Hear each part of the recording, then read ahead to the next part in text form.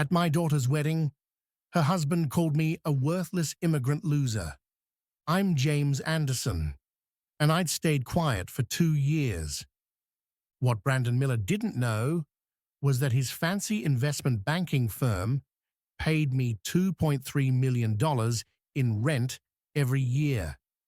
He didn't know I owned 38 downtown office buildings, including the one where he worked. Tonight, his arrogance would cost him everything he'd built. Because when you humiliate a billionaire who's been hiding in plain sight, the consequences come with compound interest. I reached into my briefcase and pulled out a single document. My hands didn't shake. My voice stayed level. But the paper I held would end his career in 72 hours. If you're watching this, please subscribe and let me know where you're watching from. Have you ever been underestimated because of how you look or sound? Here's how a quiet immigrant taught an entitled banker that respect isn't something you inherit, it's something you earn and lose. 2 years ago, when Sarah brought Brandon home for the first time, I knew we had a problem. He walked into our modest 3-bedroom house in Cedar Park, Texas, and I watched his eyes do a quick scan. The worn leather couch I'd had for 15 years, the small TV mounted on the wall, the family photos showing me in work clothes, dust still on my boots. "So, Mr. Anderson," he said, settling into our recliner like he was interviewing me, "Sarah tells me you're retired from construction work." The way he said construction work made it sound like a disease. "Built houses for 35 years, I replied. "Good, honest work." Brandon nodded with that smile people use when they're trying to be polite about something they find disappointing. "That's admirable. Manual labor is so important for society." Sarah shot me a look. She knew that tone. Over the next 2 years, the comments got more frequent, more pointed. At family dinners, Brandon would steer conversations away from my stories about job sites and building projects. When I mentioned fixing something around the house, he'd joke about blue-collar solutions. When Sarah's friends visited, he'd introduce me as Sarah's dad, who worked construction. Never Jim, never by name. Just Sarah's dad, who worked construction. The worst part? Sarah started doing it too. "Dad, Brandon's colleagues are coming to dinner," she'd say. "Maybe wear the blue shirt instead of the flannel. And don't mention the duplex rentals," she'd add quietly. "They might not understand." What she didn't know was that those duplex rentals had grown into something much bigger. At their engagement party last spring, Brandon gave a speech to his Morgan Stanley colleagues about marrying into a humble working-class family. He talked about how it would ground him and help him remember his values. 200 people applauded while I stood there holding my beer, feeling like a museum exhibit. "My father-in-law taught me that honest work comes in many forms," Brandon said, raising his glass towards me, "even if it's not in a boardroom." The laughter was polite, but pointed. I could have spoken up then, could have shown him the business cards in my wallet, the property deeds in my home office, the Forbes article from 2018 that called me one of Texas's quiet titans. But I didn't. Why? Because Sarah loved him. Because she was happy. Because I remembered what it felt like to be 28 and trying to build a life. When I came to America from Ireland in 1983, I had $340 in my pocket and a thick accent that made people assume I was uneducated. I learned to stay quiet, work hard, and let my results speak for themselves. For 40 years, that strategy served me well. But tonight, at the Fairmont Austin Hotel, surrounded by 180 wedding guests, Brandon Miller was about to learn the difference between staying quiet by choice and staying quiet because you're weak. The reception was in full swing. Sarah looked beautiful in her grandmother's pearls and the $3,200 dress we'd bought at Nordstrom. The string quartet played soft jazz while guests mingled around tables decorated with white roses and gold accents. I'd paid for the wedding, all $85,000 of it. Brandon's parents had contributed exactly nothing, citing cash flow issues from his father's recent retirement. But as I watched Brandon work the room, introducing Sarah to his colleagues and superiors, I heard the same pattern over and over again. He introduced her as the love of his life. And me? He introduced me as the man who used to build houses before he retired. No mention of who funded the event.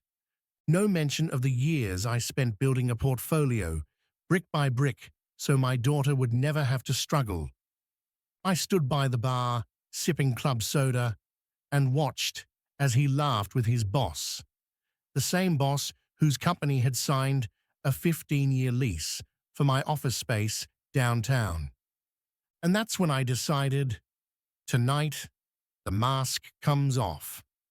The laughter from the far end of the ballroom was almost theatrical, the kind that follows a joke everyone pretends to find funny. I looked over and saw Brandon surrounded by his colleagues, champagne in hand, that effortless smirk, that sense of control he always carried like a badge. He gestured toward me while speaking to a group of well-tailored men.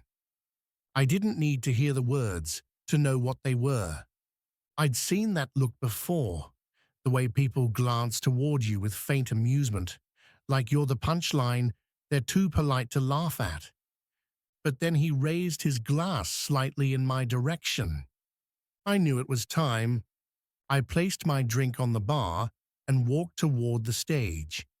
The MC was about to announce the couple's dance, but I caught his arm gently. "One moment," I said quietly. "Father of the bride would like to say a few words." He nodded, smiling, and handed me the microphone. The room went still. Sarah turned from the dance floor, smiling at me, not realizing what was coming. Brandon looked mildly annoyed, that look rich young men get when something interrupts their spotlight. I cleared my throat and began.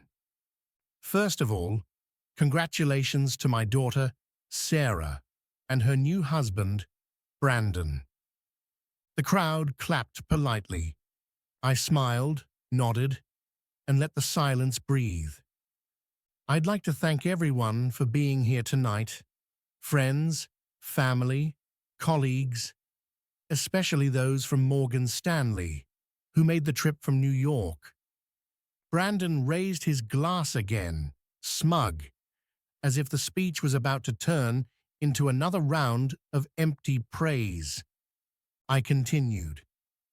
"You know, Brandon once told me he admired men who could build something from nothing. I took that as a compliment, even if he didn't mean it that way." A few laughs rippled through the crowd.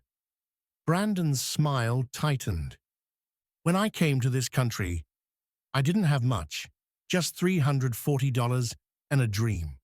I started working as a laborer, built homes, fixed roofs, poured foundations." I paused, meeting his eyes. "And over time, I learned that foundations matter. In houses, in business, and in family. There was a stillness in the air now. Even the waiters stopped moving. I reached into my briefcase and pulled out a single folder. "This," I said, holding it up, "is the lease agreement between Anderson Properties and Morgan Stanley Real Estate Holdings." Brandon blinked, his face twitching slightly. "Brandon Miller," I said softly, "the company you work for, the company you boast about at every dinner table, pays me $2.3 million every year in rent for the office building on 6th and Lamar." Gasps rippled through the room. His boss turned to him sharply. "Brandon, is this true?"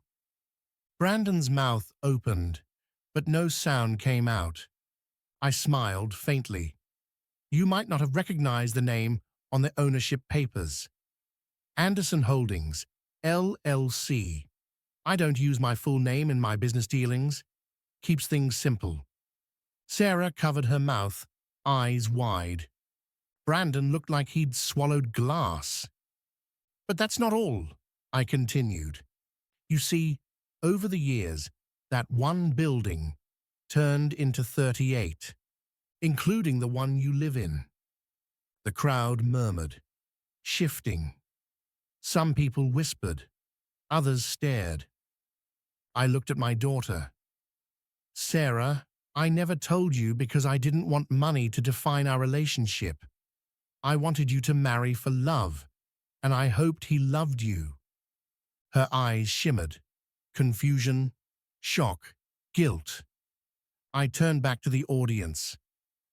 "Brandon likes to talk about humble beginnings. He says marrying into a working-class family would keep him grounded. But arrogance has a way of building walls taller than any skyscraper I've ever constructed." A sharp voice broke through the silence. It was Brandon's boss, a tall man with silver hair. "Is this true, Miller?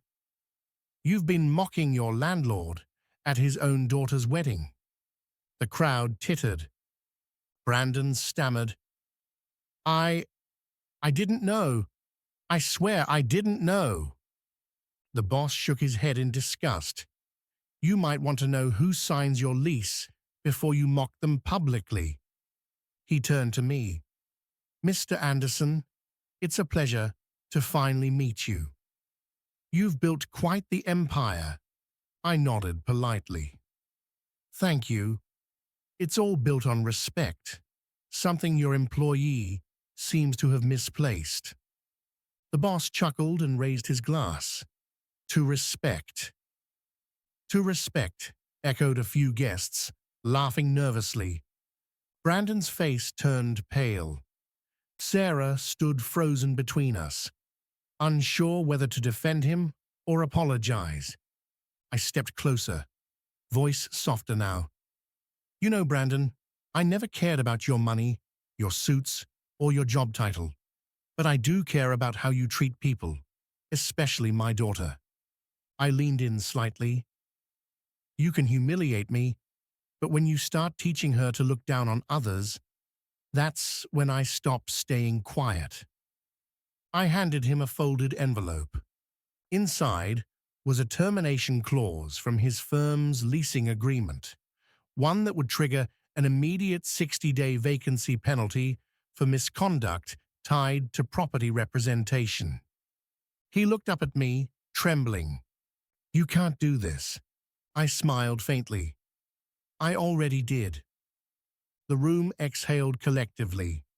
People started clapping, not loudly, but enough to break the tension. Sarah was crying now, quietly. She stepped toward me. "Dad, I didn't know." I nodded gently. "I know, sweetheart. But now you do." That night, after the reception ended, I drove home alone. The city lights blurred through the windshield, and for the first time in years, I didn't feel small. I wasn't angry anymore, just tired. Tired of pretending that being humble meant being invisible, tired of letting arrogance masquerade as ambition.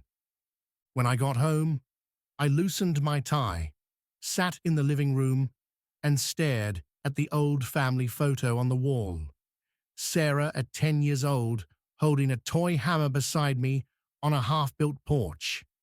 That picture reminded me of the real legacy I'd built. Not money, not buildings, but dignity. If you're watching this right now, I want to ask you something. Have you ever stayed silent just to keep the peace, even when you knew you were being disrespected? Sometimes silence isn't weakness, it's preparation. And when you finally decide to speak, make sure your words echo louder than their laughter.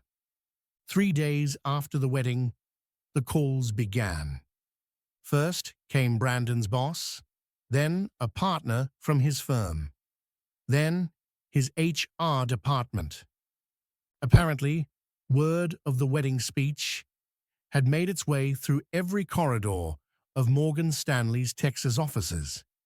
Someone had recorded it, and it had spread, not through tabloids, but through LinkedIn posts and private messages between executives.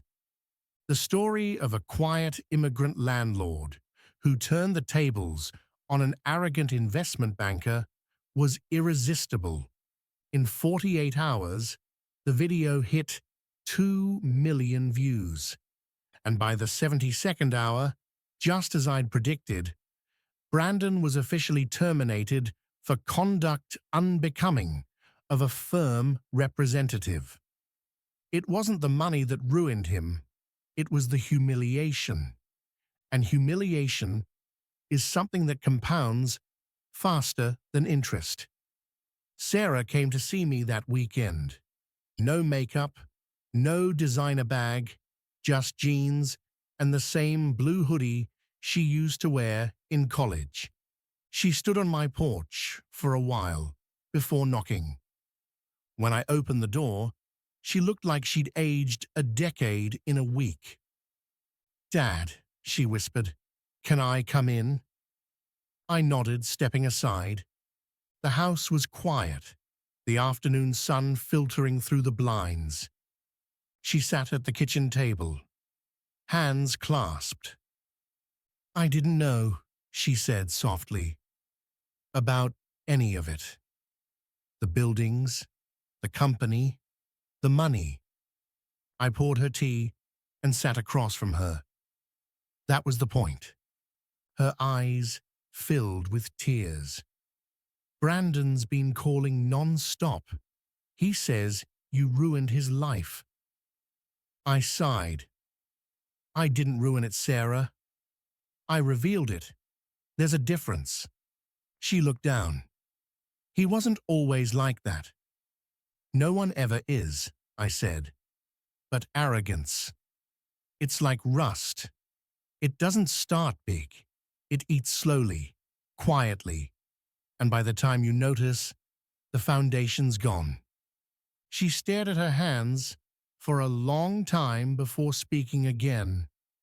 "Why didn't you tell me who you really were?" I smiled faintly. "Because who I am isn't on a tax return. It's not in a magazine article. It's in how I live. And I wanted you to see me, not my net worth." She nodded slowly, eyes glistening. "I think I forgot that too." There was a long silence between us. Not uncomfortable, just heavy. Then she said something I didn't expect.